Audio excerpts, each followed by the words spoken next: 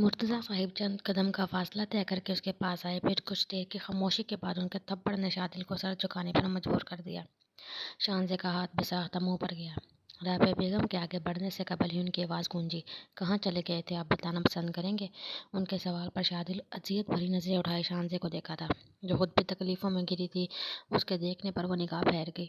دل میں ٹیس اٹھی کہ آخر کیوں چھوڑ کر گیا تھا وہ اسے۔ "میں کہیں نہیں گیا تھا ڈیڈ"، وہ کچھ لوگوں نے اپنے الفاظ وہ اندر بڑھتی گھٹن کے باعث مکمل نہ کر پایا، تبھی گھٹنوں کے بل شکستہ حال میں بیٹھا تھا، جیسے تکلیف برداشت سے باہر ہو۔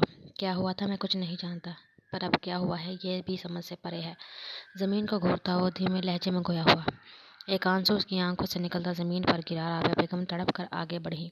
"میرا بچہ ادھر دیکھو، کیا ہوا تھا؟ کہاں تھے تم؟ بتاؤ تو کچھ ہمیں"، اس کا چہرہ ہاتھوں میں تھامے وہ محبت سے پوچھنے لگی۔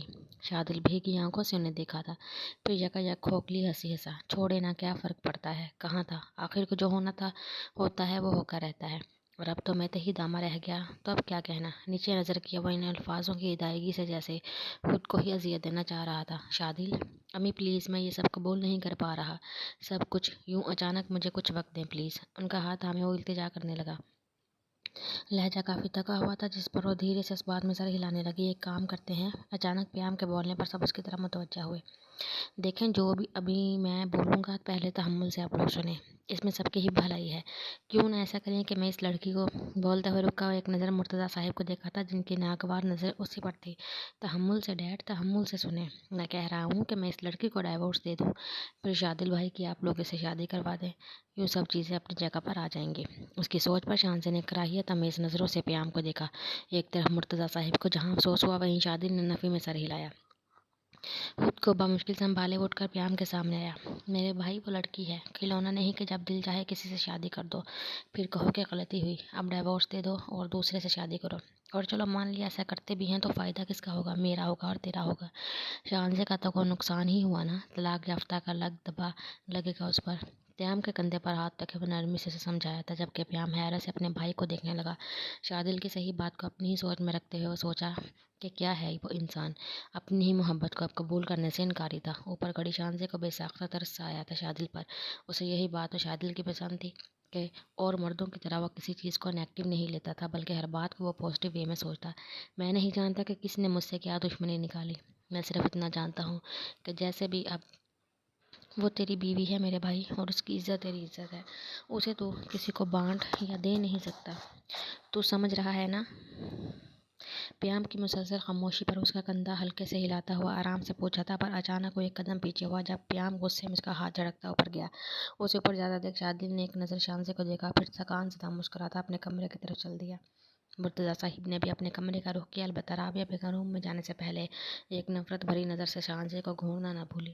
سب کے جانے کے بعد وہ بھی لہنگا سنبھالتی مڑی اور پیام کے روم میں آ گئی۔ کمرہ خالی تھا۔ ڈریسنگ ٹیبل پر جا کر اس نے سب سے پہلے خود کو بھاری جیولری سے آزاد کیا، پھر دوپٹے کی پن نکال کر بیڈ پر جا بیٹھی۔ اس کے ذہن میں شادل کے الفاظ گونجے تو گہرا سانس بھرتے ہوئے وہ خود کو بھی اس رشتے کے لیے تیار کرنے لگی۔ جانتی تھی بہت مشکل ہوگا یہ سب، پر شوہر کی شکل میں جس بدتمیز شخص اس کا پالا پڑا تھا، وہ پریشان بھی تھی۔ اپنی سوچوں کو جھڑکتی ابھی شان سے لیٹنے ہی لگی تھی کہ بالکنی میں وہ جو سگریٹ پھونک رہا تھا وہی پر پھینکتا کمرے میں آیا۔ شاہنشاہ کو اپنے بیڈ پر بیٹھا دیکھ وہ بھڑ ہی گیا۔ "اے لڑکی، اٹھو فوراً"، سخت لہجے میں کہتے ہوئے گھورا اسے۔ اس کی آواز پر شاہنشاہ چونکی۔ "کیوں"، وہ حیرت سے پوچھی تھی۔ "کیا کیوں، کیا مطلب"، "وہاں پر جا کر سو، یہ میری جگہ ہے اور میں بیڈ پر اکیلے سونے کا عادی ہوں"۔ پیام کو اس کا سوال غصہ دلا گیا، تب بھی سانس سراٹ تنے رکھے وہ صوفے کی طرف اشارہ کیے بولا۔ شاہنشاہ نے صوفے پر نظر ڈالے واپس اسے دیکھا۔ "پر میں صوفے پر نہیں سو سکتی"، ہلکی آواز میں بولتے وہ کمفرٹر پکڑی۔ "کیوں"، "میری عادت نہیں ہے نا وہاں سونے کی"۔ پیام کے سوال پر وہ اچانک جھنجھلا کر بولی تھی۔ "ہٹو بھئی یہاں سے، میرا بیڈ ہے یہ"۔ اب کی بار پیام بلند آواز میں جھلا کر بولا۔ پہلے اس کا موڈ سخت خراب تھا، اوپر سے شاہنشاہ کی ہر دھرمی پر سر میں الگ درد ہونے لگا تھا۔ دوسری طرف شاہنشاہ نے میک اپ سے لبریز شہد رنگی آنکھوں سے اسے گھورا۔ ساری تکلیفیں ایک طرف، پر وہ کم از کم صوفے پر نہیں سو سکتی تھی، اس کی عادت ہی نہیں تھی۔ ایک نظر پھر صوفے پر ڈال کر وہ بولی۔ "بھئی میں نہیں سوؤں گی وہاں پر، تم خود ہی سو جاؤ"۔ جلدی سے اپنی بات مکمل کرتی وہ بیڈ پر لمبی تان کر لیٹی، ساتھ ہی کمفرٹر اوڑھ لیا۔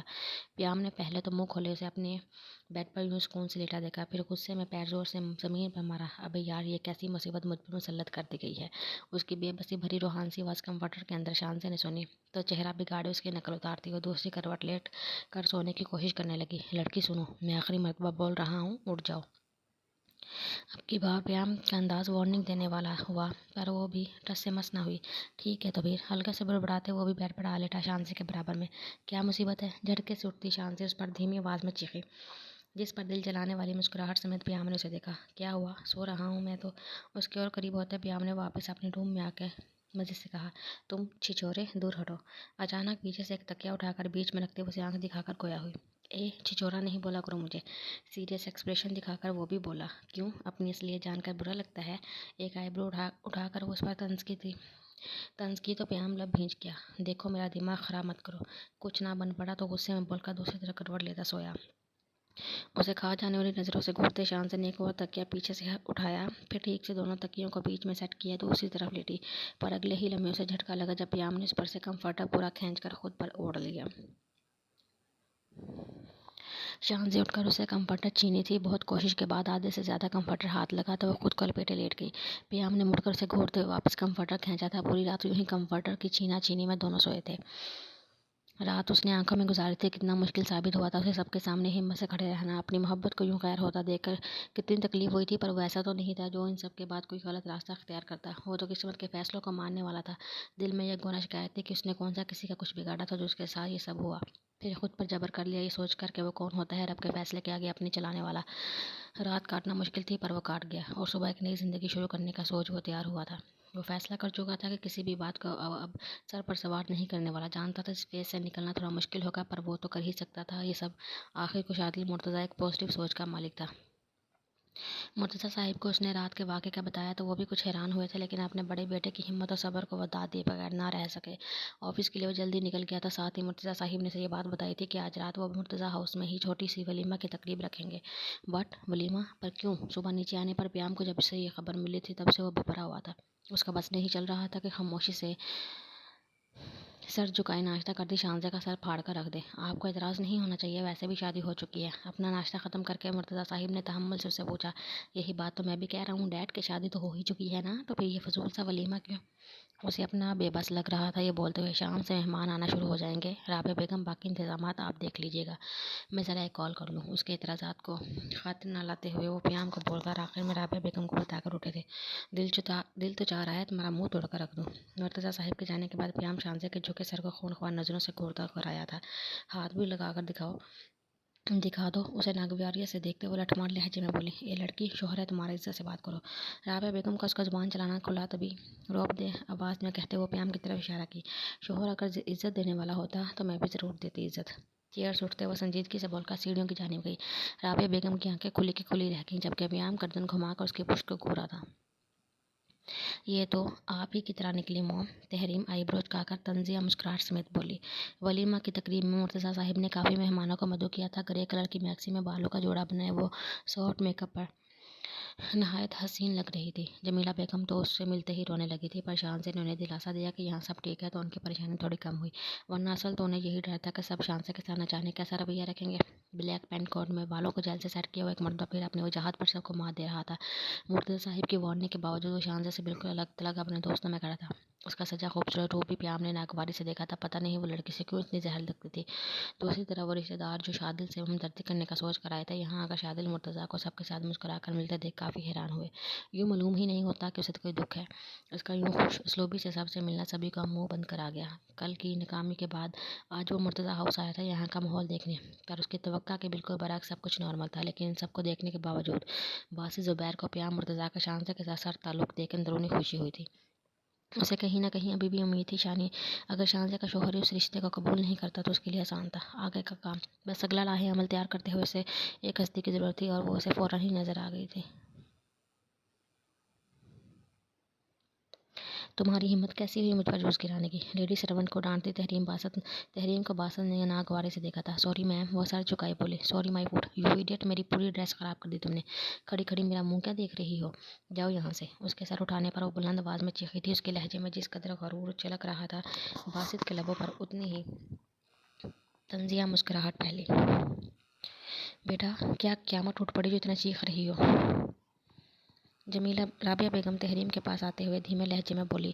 مہمانوں کو اپنی طرف متوجہ پا کر وہ اس کا بازو پکڑے سائڈ میں لے گئی۔ موم، اس کی حرکت نہیں دیکھی آپ نے؟ مجھ پر تحریم مرتضیٰ پر جوس گرایا۔ موم پوری ڈریس کا حشر دیکھے میری، اپنی میکسی کو کی نظر دیکھتے ہوئے پیر پرکھتی، پھر ان کے سمجھانے پر اگنور کرتی اپنے روم میں چلے گئی چینج کرنے۔ باسط نے اسے روم میں جاتا دیکھا، پھر کچھ سوچ کر تمسخر زدہ سا مسکرایا۔ تقریب ختم ہونے پر پیام جتنا بے نیاز بنا رہا اتنا ہی اس نے ایک چیز نوٹ بھی کی تھی، اور وہ تھا باسط کا ہر تھوڑی دیر بعد شاہنشاہ کی طرف دیکھنا۔ اس کی آنکھوں میں خود ہی ناگواری در آئی تھی باسط کے یوں بار بار شاہنشاہ کو دیکھنے پر۔ کچھ سوچتا وقت چند قدم چل کر باسط کے سامنے آتا۔ کون ہے تو؟ باسط جو خاموشی سے پیام کو دیکھ رہا تھا اس کے پوچھنے پر تنزیہ مسکرایا۔ شاہنشاہ کی حال آگا بیٹا، انتہائی نرمی سے شاہنشاہ کا نام لیتے ہوئے بولا۔ کزن؟ پیام نے ساتھ ہی تصحیح کی۔ کزن نہیں ہوں، کچھ اور ہی ہوں۔ اس کا شک میں مبتلا کرنے کے لیے وہ معنی خیزی سے بولا۔ اوہ اچھا، تو پھر منہ والا بھائی ہوگا۔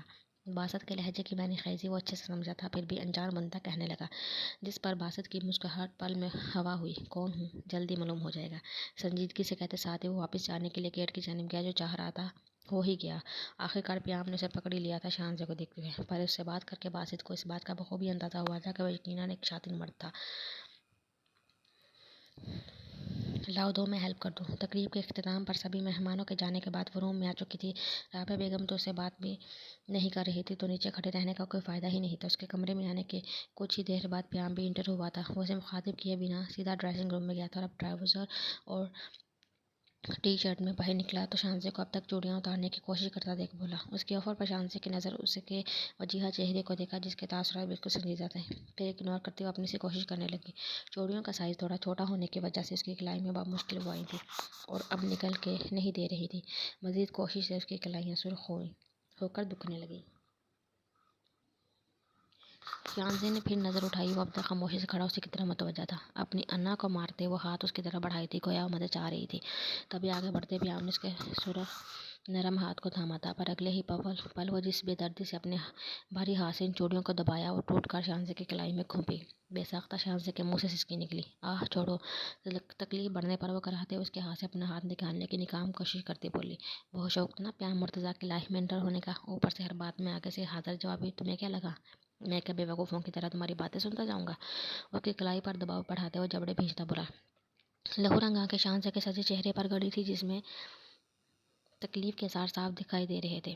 تبھی اس کی کلائی جھٹکے سے چھوڑتا ہوا مڑا تھا، پر شاہنشاہ نے موقع دیکھ کر کلائی میں گھونپی چوڑی کا ٹکڑا نکالا اور سیدھا پیام کے برہنہ بازو پر کٹ لگا دیا۔ وہ جو بیڈ پر جا رہا تھا، شاہنشاہ کی حرکت پر وہ گردن گھما کر اپنا بازو دیکھا۔ خون کی لکیر نکلی تھی اس کے بازو پر۔ وہ واپس پلٹتا وہ اس کے خوبصورت چہرے کو گھورا تھا۔ معاف کرنا پیام مرتضیٰ، کیا ہے نا، ادھار رکھنے کی عادت نہیں ہے مجھ میں۔ شہد رنگ آنکھوں سے آنسو روانی سے بہہ رہے تھے، پھر بھی وہ نڈر بنتی وہ مضبوط لہجے میں گویا ہوئی۔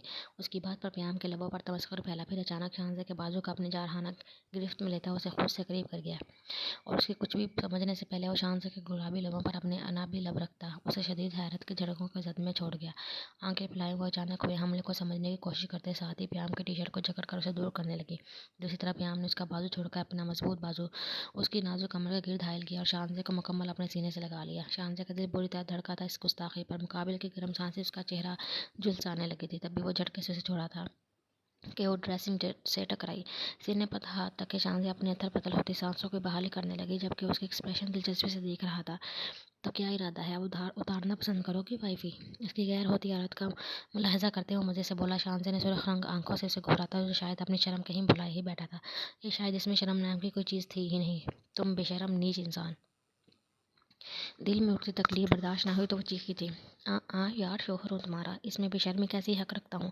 دونوں ہاتھوں کو ہوا میں بلند کرتا ہوا کندھے اچکائے پیار سے بولا۔ باقی چیزوں میں حق یاد نہیں رہا کہ بیوی کو عزت بھی دی جاتی ہے؟ نہیں، ان معاملات میں کہاں حق یاد رہ سکتا ہے تمہیں، جب دماغی چھچورے پن میں لگا رہتا ہے۔ تان پیس کر وہ دل کی بھڑاس اس پر نکالنے لگی۔ آنکھوں میں یکدم ہوٹل کے روم کا منظر چلا تھا، جب اس لڑکی کے ساتھ شاہنشاہ نے اسے روم میں دیکھا تھا۔ وائفی، ابھی تو شروعات ہے، آگے دیکھتی جاؤ اور کتنا چھچورا ہوں میں۔ اس کے دیے گئے خطاب کو قبول کرتا ہوا آنکھ مارتے بولا، ساتھ ہی اسے تپانے کی غرض ایک انگلی اپنے نابی لبوں پر پھیری تھی۔ ویسے قسمت والوں کو اتنی میٹھی بیوی ملتی ہے، باتوں سے نہیں ٹیسٹ سے۔ اپنے لب دبا کر مینی خیزی سے بولے، اسے مکمل تپاتا ہوا مسکراتے ہوئے بیڈ پر جا لیٹا۔ شاہنشاہ نے کراہیت میز نظروں سے اسے گھورا، پھر میکسی سنبھال کر آنسو پوچھتی ڈریسنگ روم میں چلے گئی۔ اس کا دماغ سون ہونے لگا تھا، کیسے ہینڈل کر پائے گی وہ یہ سب، کچھ سمجھ ہی نہیں آ رہا تھا۔ صبح اس کے اٹھنے پر پیام نے سیدھا حکم صادر کیا تھا کہ وہ ناشتہ دے اسے۔ شاہنشاہ کو حیرت نہیں ہوئی اس کی بات پر، جانتی تھی کہ وہ اسے پریشان کرنے کا ہی ماہر ہے۔ خاموشی سے کچن میں جا کر وہ اس کے لیے ناشتہ تیار کرنے لگی۔ नाश्ता बनाते वक्त उसकी कुछ लेडी सर्वेंट से अच्छी बातचीत भी हो गई थी। इन सबको शांति का अखलाक बहुत अच्छा लगा था, क्योंकि यहाँ औरतों में दो ही थी, तहरीम और राबिया बेगम, और दोनों का रवैया सभी मुलाजमिन के साथ नहायत बुरा होता। तभी उन्हें शांजा काफ़ी अच्छी लगी थी। ये क्या है? वो जहाँ खिलाफ मामूल डाइनिंग टेबल पर जल्दी आ बैठा था। शांजा के जूस के सामने रखने पर पूछा, ऑरेंज जूस? वो संजीदगी से उसे देखते हुए बोली। राबिया बेगम समेत मुर्तज़ा साहिब भी अखबार मुंह से हटाए इन दोनों की तरफ मुतवज्जा हुए। अलबत्ता शादिल कल की तरह आज भी जल्दी ऑफिस के लिए निकल पड़ा था। प्याम ऑरेंज जूस नहीं पीता। राबिया बेगम के बोलने पर शाहज़ाद ने एक नज़र उन्हें देखकर वापस प्याम को देखा, जो अब वो जूस का गिलास हटाने का इशारा कर रहा था। लम्ब खींचते शाहज़ाद ने गिलास उठाकर किचन का रुख किया। कुछ देर बाद वो आई तो हाथों में एप्पल जूस था। वो प्याम के सामने रखकर जैसे ही बैठी वो बोला, मैं घर का बनाया जूस नहीं पीता। अब की बार शाहज़ाद ने नागवारे से उसे देखा। उसका अंदाज दिल जलाने वाला था। क्या हो जाएगा अगर आज तुम घर का जूस पी लो तो? मुर्तज़ा साहिब को भी उसका अंदाज बुरा लगा। तभी वो ठहरे हुए लहजे में गोया हुए, मेरी डाइट ख़राब हो जाएगी डैड, और तुम उठो जल्दी जाओ। जाओ जल्दी से ले आओ जूस, मुझे बाहर भी जाना है काम से। मुर्तज़ा साहिब को सहूलत से कहता हुआ अब शांति से मुखातिब हुआ तो उसके कहने पर शांति गिलास पकड़ती उठी थी, पर अचानक गिलास उसके हाथ से छूटा और प्याम की शर्ट को दागदार कर गया। What the hell! झटके से टेबल से उठता हुआ बोलकर रुकते शांति को घूरा, जिसके लबों पर तंजिया मुस्कुराहट फैली थी। सो सॉरी, मासूमियत से कहती हुए गिलास के टुकड़े नीचे से उठाई थी, फिर मुड़कर किचन में चलेगी। शांति की ये जानबूझकर की हरकत मुर्तज़ा साहिब भी खूब समझते थे। तभी अखबार मुंह पर करते अपनी मुस्कान दबाए वो नफ़ी में सर हिलाए थे। समझ गए थे कि अब उनके इस नक चढ़े बेटे को वही सुधार देगी। मैं एक अमीन वो फाइलों में उलझा था। तभी नसवानी आवाज़ पर सिगरेटी को समझकर अंदर आने की इजाज़त दी। कुछ देर तक खामोश रहने पर शादिल ने सर उठाया, पर वो हैरत का शिकार हुआ था सामने खड़ी लड़की को देख।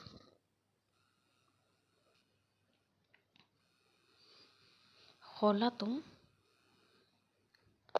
वो उसकी खालाजाद जो महीनों पहले ही लंदन से पढ़ाई मुकम्मल करके वापस लौटी थी। शादिल से उसकी मुलाकात मंगनी वाली रात राबिया बेगम ने करवाई थी।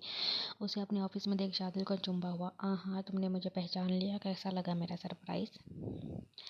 वो फ्रैंकली अंदाज में कहते सीधा सामने रखी चेयर पर बैठी, साथ ही शादिल की तरफ थोड़ा झुकाव किया। उसे दिलचस्पी से देखने लगी। कोई काम? शादिल संजीदगी से पूछा था। उसे होला का यह अंदाज कुछ भाया नहीं था। क्या मतलब? काम से थोड़ी आई हूँ तुम्हारे पास, बल्कि तुम्हें ले जाने आई हूँ। आंटी ने कहा था तुम्हारे साथ थोड़ा घूम लूँ। हमारा मुल्क कितना बदल गया इतने साल बाद। शादिल उसकी बात मुकम्मल होने पर गहरी सांस भरकर रह गया। खौला, सॉरी बट आज काम है थोड़ा ऑफिस में, तो मैं तुम्हें ले जा नहीं पाऊंगा। वो उससे सहूलत से इनकार करने लगा था। ओ कम ऑन यार, काम तो होते रहेंगे, चलो उठो फौरन। मैं कौन सा पूरा दिन तुम्हारे साथ घूमने लगी हूँ, बस कुछ ही देर में वापस आ जाएंगे। उसके इनकार को नज़रअंदाज करते उठते हुए बोली शादिल। आखिरकार उसकी लगातार जिद पर लम्ब खींचता उठा था। फिर थोड़ी देर का कहते कहते खौला ने पूरा दिन ही लगा दिया। उसे वापस जाने का बोलता तो खौला का यही जवाब होता कि बस थोड़ी देर और। फिर यूँ उसके साथ कई जगहों पर घूमी और रात होने पर उससे बाहरी खाने की जिद करने लगी।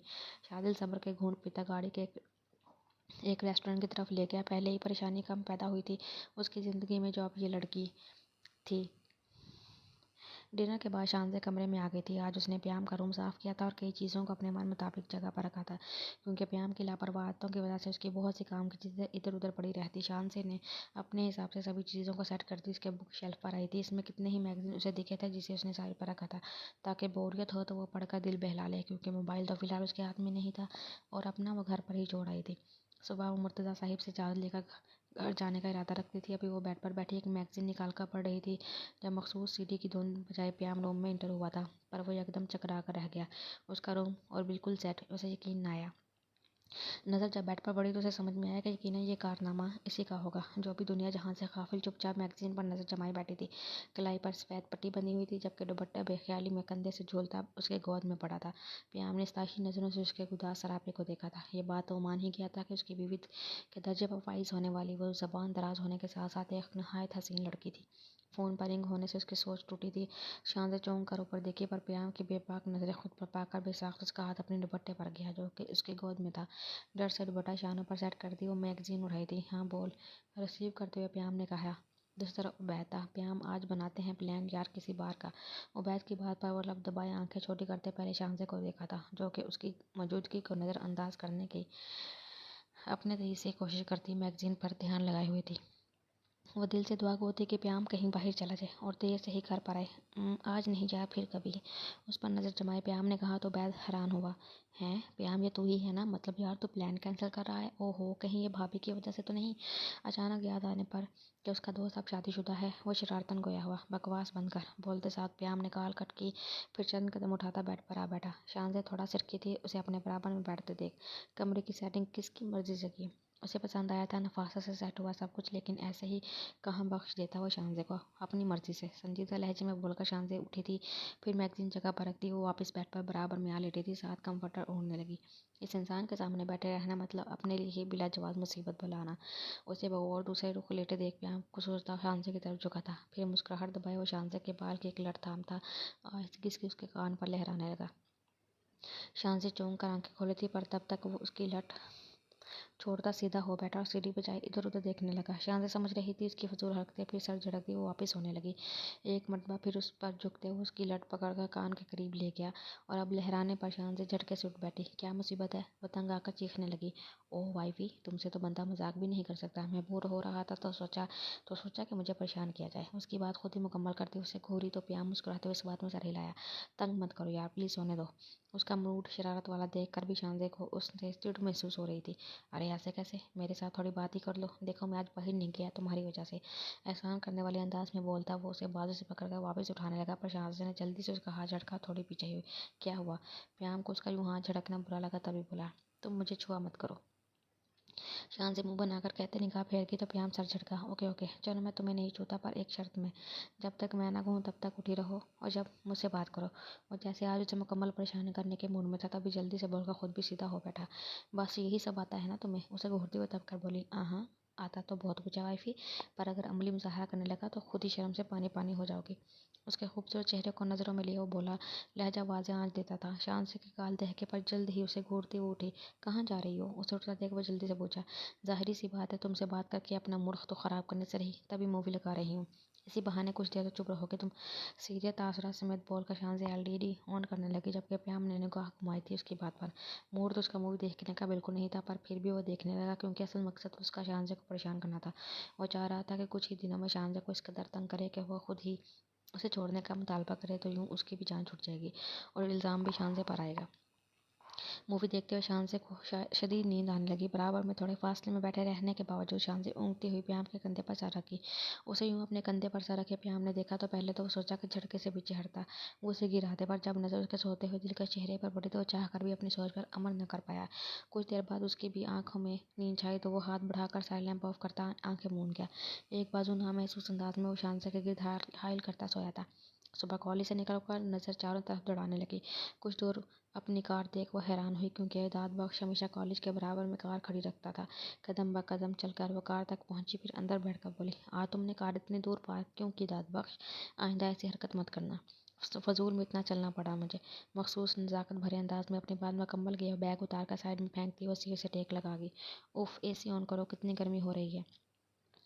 अपना यूनिफॉर्म झटकती वो झुला कर बोली, मगर गाड़ी हनूज चलने पर वो सीधी हुई।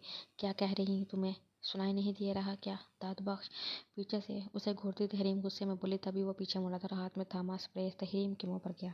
तहरीम झटके से पीछे हुई। ये क्या बदतम मुकम्मल अल्फाज अदा होने से कबल ही अचानक आंखों में अंधेरा छाया था। धुंधली होती नज़रों से मुकाबिल के चेहरे को बामुश्किल देख पाई थी। उसे बेहोश होता देख वो वापस आगे मुड़ा था। वक्त करीब ही है पया मुर्तज़ा, ये बताने का कि मैं तुम्हारा क्या लगता हूँ?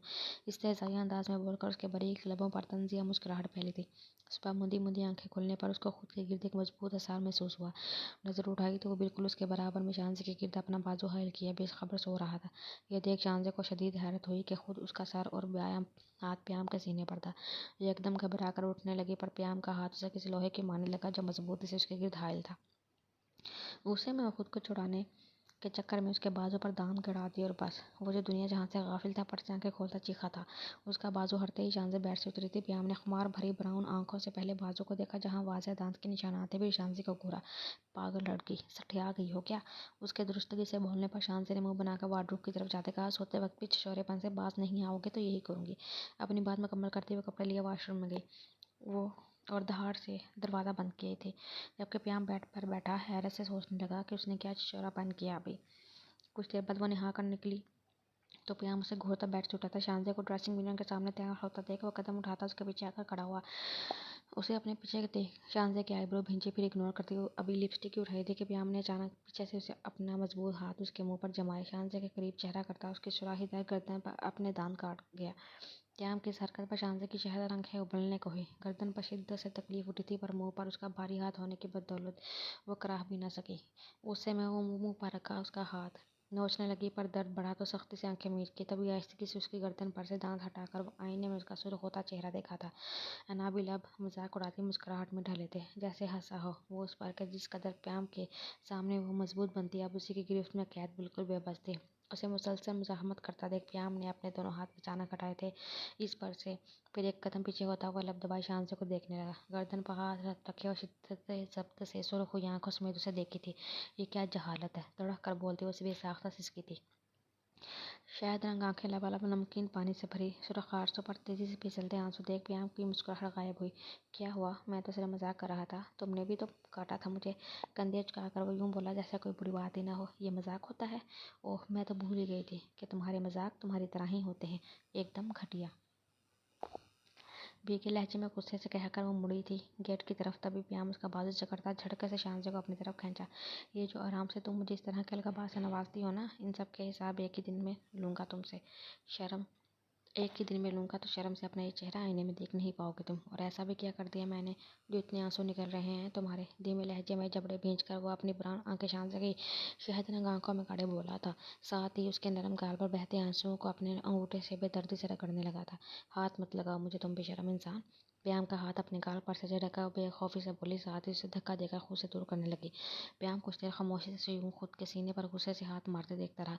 न जाने अब क्यों से शांति की आंखों में अपने लिए कराहे देख चुड़ होने लगी थी। आहिस्तगी से उसे अपनी गिरफ्त से आज़ाद किया और बिना कुछ और कहे वाशरूम का रुख कर गया। उसके जाने के बाद शांति ने एक नफरत भरी घूरी वाशरूम के दरवाजे पर डाले फिर गालों पर से आंसू साफ करती अपना हुलिया ठीक किया रूम से निकली। तेज और सख्त अजीब सी स्मेल से उसका जहन माउफ होता जहन आहिस्ता आहिस्ता बेदार होने लगा था। सर में बुरी तरह दर्द की टिसियां उठी तो तहरीम के हाथ अपने माथे पर रखा था। बामुश्किल उसने आंखें खोली पर अचानक उसे किसी ने झंझोड़ कर रख दिया और वो जो आराम से उठ रही थी यकदम झटके से उठ बैठी। अभी वो किसी और तरफ अपना ध्यान देती कि उसके नाजुक हाथ में चुभन सी हुई। नजर नीचे की तो एक और हल्का झटका उसका मुंतजिर था। वो सूखी घास पर बैठी थी जो तहरीम के हाथों पर चिपकने की वजह से चुभन का एहसास दिला रही थी। छी ये मैं कहाँ हूँ? और कराही से बोलते अचानक वो रुकी। उसे याद आया कि वो कॉलेज से निकली थी और फिर अपनी कार पर बैठे दाद बख्श को डांट रही थी पर यकायक उसके दिमाग में ये भी बात आई कि कार ड्राइव करता वो शख्स दाद बख्श नहीं था। कैसी हो जाने मन। तहरीम को हर तरफ गायब दिमागी से देखता हुआ तंजिया मुस्कुराहट समेत बोला। साथ ही तहरीम चौंकी थी पर उसके तासरात बदले मुकाबिल को देखकर। तुम? लाइट ब्राउन आंखों में शदीद हैरत उभरी थी। बकौल तहरीम के सड़क छाप लड़के को देख। हाँ मैं। कैसा लगा सरप्राइज? तमस्कुर उड़ाती नज़रों से उसे देखता हुआ हाथ फैलाए यूं पूछा जैसे दाद लेना चाहता हो अपने कारनामे पर। मैं यहाँ क्या कर रही हूँ? वो जैसे अब भी बेयकीन थी अपने अगवा होने पर। दिल में उमड़ते डर की मुनाफी करती वो अब भी उसे पूछ रही थी। ओह जाना इतना भी नहीं पता कैसी जगहों पर किस लिए लाया जाता है। खैर तुमसे बकवास करके अपना टाइम वेस्ट नहीं करना चाहता। अब मेरी बात सुनो। कुछ देर में मौलवी साहिब आएंगे तो उनके सामने इज्जत के साथ कबूल है कह देना। ओके?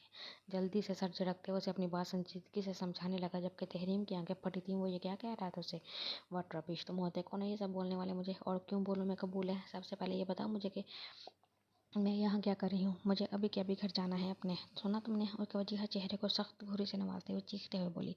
बात सुनने पहले भी उसकी बातें सबसे सुनी फिर कहा बात सुनो मेरी तुम अगर चाहती हो कि इज्जत से घर जा सको तो जो कह रहा हूँ वो करो नहीं तो वहाँ गायब करूँगा तुम्हें जहाँ से तुम्हारी फैमिली ढूंढती रह जाएगी।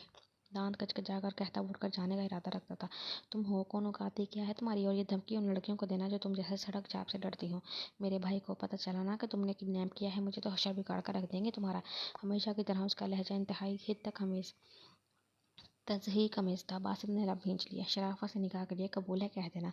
मैं और बकवास न सुनूं अब तुम्हारे मुंह से। पहले ही वो बिगड़ी हुई लड़की से बुरी लगती थी ऊपर से उसका मगरूर आना लहजा वो बमुश्किल बर्दाश्त किया था।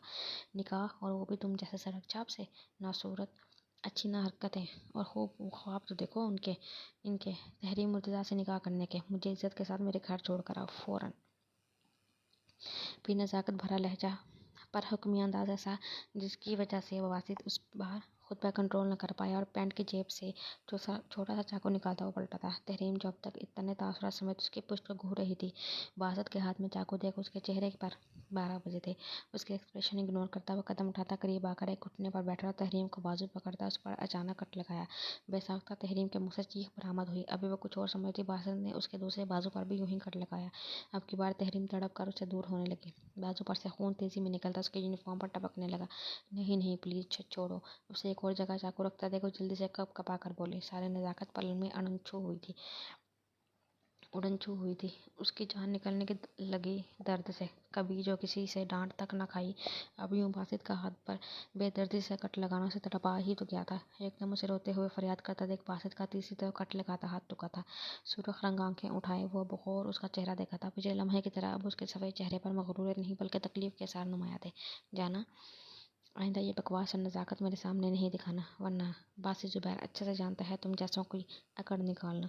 तहरीम की थोड़ी तो बोझते हुए वो गिर रहा था। फिर उसका चेहरा छटक कर खड़ा हुआ। अब तमीज से काजी साहब के सामने कबूले करना, वरना वो जो उसके खड़े होने पर अब आंखें फैलाए खौफजदा नजरों से बासित को देखने लगी थी। उसके यूं बात रोक कर आंखों ही आंखों में दी गई वार्निंग पर सर झुका गई।